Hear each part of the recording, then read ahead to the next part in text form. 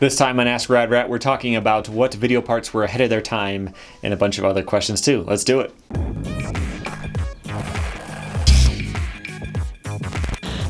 Welcome back to Rad Rat Video, a channel where I talk about all different kinds of things in the skateboarding world. I play all the new skateboarding games as they come out.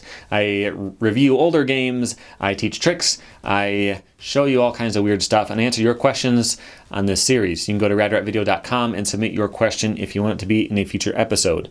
First, two questions are from Eugene. He says, what trick took you the longest to learn? And the only trick I could think of that really fit this well is a hard flip. So I learned this trick in about 2007, I think. I still suck at them. So in a way, I've been learning them for like 12 years. So if I were playing a game of skate, like this weekend I went to a skate park and I got challenged to a game of skate and they do a hard flip, I might be able to match it. Like I'm not bad at the trick from a consistency perspective, but I'm always landing short and having to kick turn. I always under rotate it, no matter what. So I didn't even notice that before because I can do hard flips, you know, in that type of context. If I'm doing a line and not filming or anything, just like kind of messing around, do a hard flip on flat, keep going, do like a nose slide over here, you know. And then I wanted to film some hard flips for a trick tip and actually do one for the channel. And I realized that no matter how hard I tried, I could not get it to spin all the way around and land perfectly straight. I would always land in kick turn. And so I tried to pop it harder, give myself more air time. That didn't work. I tried to pop it more like straight up instead of flat. That didn't help. I tried to just scoop it harder and then it would like, you know, conflict with my foot as it flicked, and that didn't work anymore.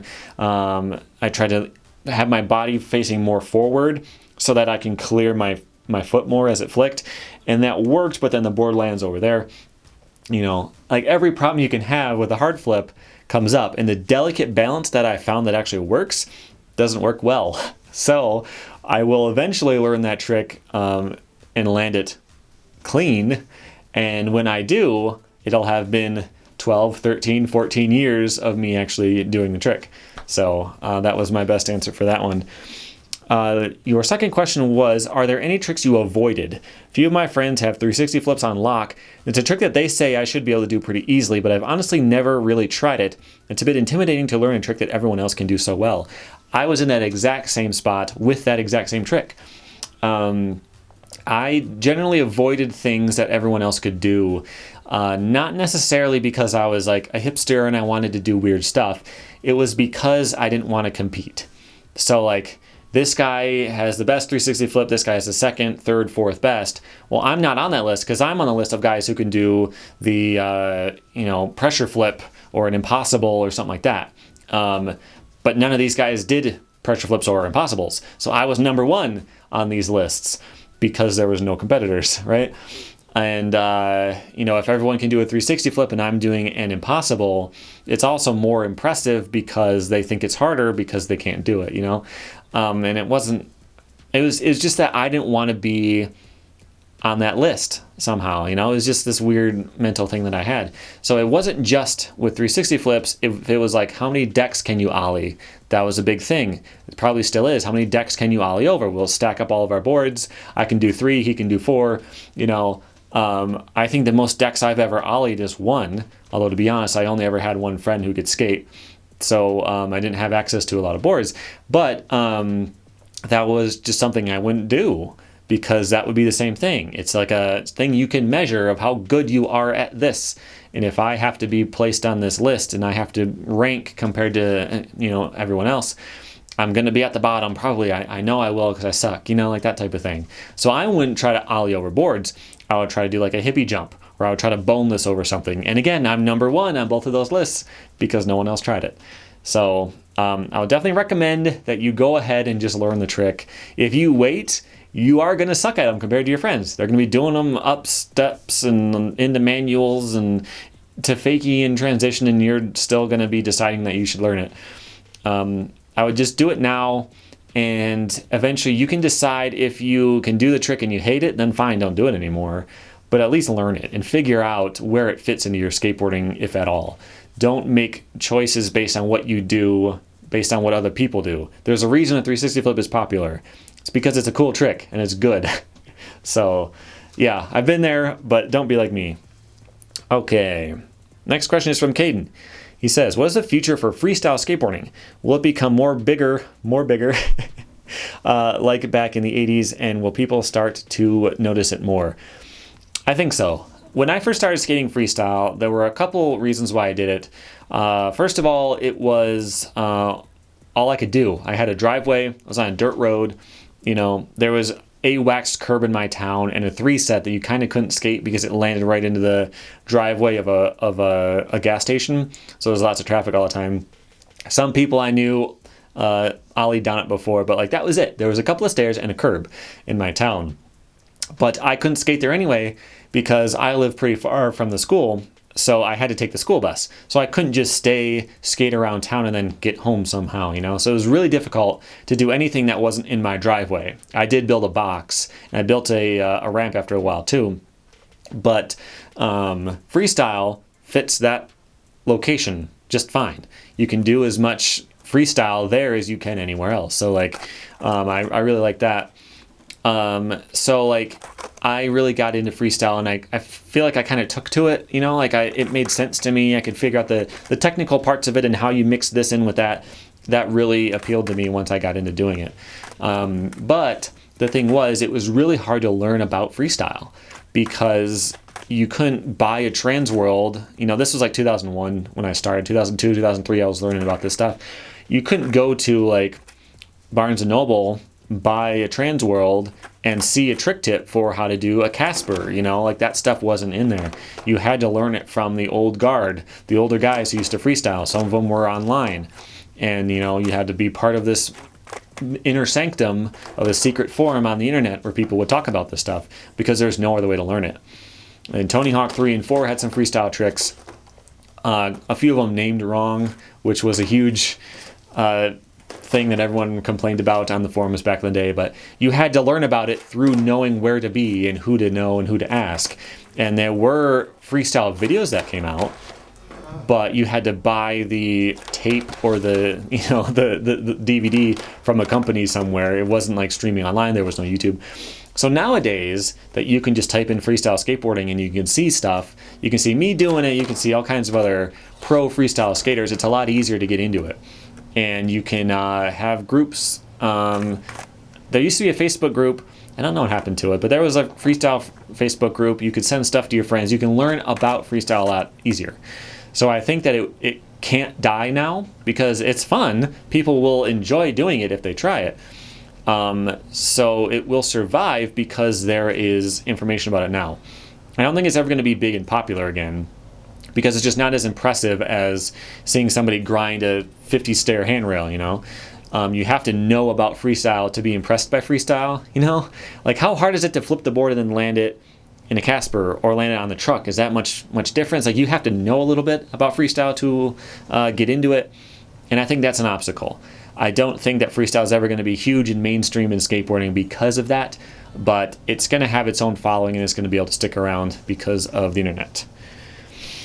Okay, next question is from Matthias, who says, I have 3 questions, pick 1 or more, I pick 2. Shoutouts from Brazil. He says, do you think that the downhill skateboarding scene, tech slides, slalom, speed, etc., will ever be mainstream like street is nowadays? No, and the reason why I don't think so is because not everyone has access to hills. You know, you have to have the right spots to do that. You can skate street pretty much anywhere. If there's a parking lot you can go to and it has a curb, you can skate street. There's probably going to be more than that if you travel some. You can build stuff like I did. You can build boxes. You can build all that stuff like I was talking about. But you can't build a hill. You just have to be in the right spot for that. And it has to be a well-paved hill that doesn't have potholes in it. You know what I mean? Like, you have to be in the right position for that. And there are a lot of people who are, but not so many that it can be mainstream in skateboarding, I don't think. Second question is, do you think that the new gen skaters are less likely to accept anything skate related that isn't street or park? I usually hear that the old school guys are more open-minded to the other skate modalities and styles. I think the opposite, actually, depending on how old school you get. But I know, like, growing up, there were tricks that you weren't allowed to do, and I've talked about this kind of stuff a lot on the channel. A lot of the questions I get, even now, are, is X trick not cool? You know, is it okay to do a varial kickflip? Because in the 90s and the 2000s, there were tricks that were like, people will think you're a joke if you do them. Nowadays, you can do anything you want. Like, there's people who are popular on Instagram who are just doing like weird crap that no one's ever heard of before. Tricks that don't have names. You know, like Joe Moore can roll up to a wall, ride his board up while he's doing a handstand and like come back down. And people aren't sending him, well, they might be sending him death threats, I don't know, but no one's like going crazy about how horrible he is. If they don't like his stuff, they just don't watch it. You know what I mean? And I think that that's a lot. Skateboarding is so accessible now that there's all kinds of different scenes. I think it's getting more and more accepting, actually. And I think that brands are more accepting of different kinds of skaters, because you can see how popular somebody is by watching their YouTube channel and seeing how many people watch it. You know, you don't have to fit into a certain mold and have a team manager who is deciding what tricks are okay and that type of stuff. You can just naturally get out there on your own, and you either get a following or you don't. And that happens to more different kinds of skaters now than it used to. So maybe if you go back far enough into the early 80s, I know like Tony Hawk was in freestyle competitions. You can see old Thrasher results where he's like 5th place in freestyle, but he's also doing vert. And you know, like, you could do a little bit of all kinds of stuff. Now you got to be a little more of a specialist, just because the level of everything is so high. But I think more stuff is accepted now, like freestyle, like I was talking about. Okay, another question is from Skyro, who says, how do you stay motivated on skating when everything just fails and you fall every time? Many times I'm out there skating and I just can't land a trick. I get so frustrated that I just feel like stopping. Yeah, I've been there. So I tried to learn a new trick, talked about it in the last video, and it's in my Sigma Flip, my rail Sigma Flip video. I was trying to do a right guess flip, late heel flip. I spent a week from Sunday to Sunday. I didn't skate every single day because of the weather and stuff, but I spent, I think, 5 skate sessions trying only that trick. I didn't even like warm up. I did some like right guess flips without the late heel flip, but I never landed that trick, and I got so frustrated. So I spent a week and I didn't land anything except for my one, halfway warm-up trick. I didn't land anything else, and I got furious. I had a miserable time. So I get it. And on the last day that I tried it, I just gave up. I decided to pick a different trick, and I made a video. I landed that trick like 3 times or something like that. Not great, but I worked on it in, I don't know, half hour, something like that. And that felt so much better. I had such a better time that way. So what I would recommend is finding some tricks that are really simple and chill for you. There's something at your level no matter what it is. Maybe it's like rolling off of a curb. Maybe it's you are on top of the curb and there's like a waxed one or painted or something like that. You roll up and you kind of like roll your trucks over and grind slightly. You don't even have to ollie into it. You just kind of like roll over to the edge slightly and grind on it. No matter what level you're at, there's something you can do, and you can do it well. I would recommend learning some ramp stuff. If you can put together some lines on a ramp, that feels really good. You can drop in, you can do like a feeble on this side, axle stall this side, no slide, or no stall, and come back down, and like fakey tail stall, and then whatever. And you can put together these lines, you can mix it around in different orders, and you can feel like you are accomplishing something in skateboarding with a couple base tricks. So I would do that. I would find whatever that means in your skateboarding, and just enjoy yourself by just doing some basic stuff and not pushing yourself to keep learning all the time. The last question is from Gavin, who says, what video part would you say was way ahead of its time in terms of advanced tricks no one was doing yet? I've got like 6 of them for you. It's hard not to say just Ronnie Mullen, all of them, because it's kind of true. Right now, Johnny Geiger has a series, The Impossible Tricks of Ronnie Mullen, where he tries to repeat some of them. And he does a great job, and it's awesome. But you think about, it took 20 years, in some cases, for somebody to do one of these tricks again. So in a big way, he was ahead of his time. He was doing ollies and kickflips in 1984 when nobody else was, because he invented them both. So obviously he's way ahead of his time. You can go back and watch his video parts and see stuff that nobody's done yet still. But that's almost cheating. Like, that's almost obvious. So I picked a few. My first one is Julio de la Cruz in The Deal is Dead. There's lots of weird flip tricks in here. He's got this weird like frontside big spin feather flip thing. It's hard to even explain what that was. But some of these more weird flip tricks and the feather flips and late shove it's and all that kind of stuff are getting popular again now. So like, in a way, he was 25 years ahead of his time, even though this was kind of a weird outlier part and didn't seem like it had much of an effect at the time. The next video part I thought of is PJ Ladd in Wonderful Horrible Life. And the thing is, a lot of people skate like he does in this video, where they skate both stances, they can do kick flips and heel flips. There's like no signature tricks that he has to come back to all the time. He can just do everything. And he does it in every stance, and he does it anywhere that he wants. And that's how things are now. It's just a really impressive part, and I think that this made a huge impact on skateboarding, and that more people skate like he does now. Next one is Dan Gallagher in Ground Rules, which is really weird because this is just a little part where he's doing some flat ground stuff in a parking lot. But this guy may have been the inventor of the Hardflip. And he does a lot of switch and nollie stuff, like a nollie backside flip, stuff like that. No one was doing nollie at the time. So this was almost like a lot of new stuff. I don't think it went like anyone really noticed at the time, but when you go back and watch old skateboarding videos in order, this kind of stands out as being this weird thing of like him doing tricks that no one had done yet or even thought of. He claims in I saw an interview online that he did a nollie hard flip first, like before he did them off the tail. He was doing them nollie. He was trying to nollie 360 hard flip before anyone was even doing like nollie varial flips. He was doing nollie 360 hard flips.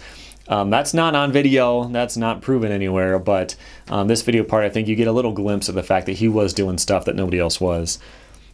Next part is Frankie Hill in Ban This. So like, yeah, there's weird fake stuff in this video, like where he grinds a rail and then it cuts and shows him land from a different angle and stuff like that. But the stuff that he was doing was so much bigger than it was at the time. Like, these gaps hold up. If somebody skated some of the rails and the gaps and stuff that he does in this video, you might see different tricks now, but those spots are still pretty legit, I would say. The next part is Gons in Video Days. So he does handrails, he does the long four at Wallenberg. He does non-slappy grinds, like ollieing into them and doing kickflips into them, doing 270 into them, stuff like that. And that was still relatively new. You would still see like slappies and stuff. But he's actually doing modern-ish tricks. Yes, maybe you're seeing this type of stuff on handrails now, or you're seeing much more advanced tricks at spots like this. But he was definitely pushing things along to modern street skating with this part. The last one I thought of was Jeremy Ray in Secondhand Smoke. So at this time in the early 90s, people were going 1 mile an hour doing triple kickflips with triple XL size pants on that they're swimming in. But he basically put out a modern street part. And again, like Gons, like the tricks don't hold up as much. If someone put this part out now, it wouldn't really get much attention. But the style, the speed, the trick selection, and all that stuff is modern. It's just like an older version of modern, you know? It's not quite as crazy as things are now, but the way that he did it, it fits in with how skateboarding is now. So that one is really impressive and stands out a lot at the time as well. If you watch those old videos and you see a kickflip 5.0 on a curb going 2 miles an hour, and then you see him do a 360 down Carlsbad, it's just nowhere near what other people were doing at the time. And so I think that one definitely stands out as being ahead of its time. So those were the ones I came up with. Again, I was trying not to be too obvious. I also wanted to pick a Chad Muska one, but I couldn't decide which, so I just didn't. But shout out to Chad Muska, I guess. Yeah, put yours in the description. And also, if you want to be in a future video, go to rideratvideo.com and submit your question on there. Until next time, make sure you subscribe by tapping my logo right here in the middle of the screen, and YouTube will recommend some more stuff on the right-hand side of the screen there as well. So thanks for watching, and I'll see you next time.